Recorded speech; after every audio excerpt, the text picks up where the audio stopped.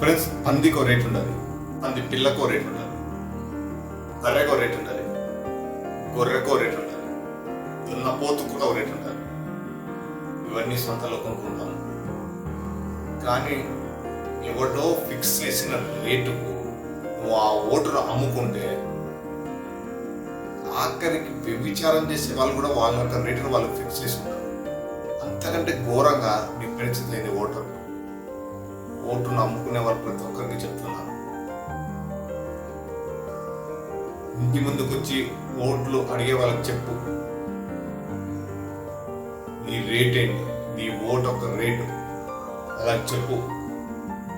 నా వీధి, నా ఊరు, నా జిల్లా, నా స్టేటు డెవలప్మెంట్ అని చెప్పు. మరి ఇంత ఘోరంగా పరిస్థితి మనకి. వాడిచ్చే 2,000కో 5,000కో ఆశపడితే రేపొద్దున నీకు అవసరమైతే పని వాడు చేస్తాడా? చెయ్యడు. ఎందుకు చేస్తాడు?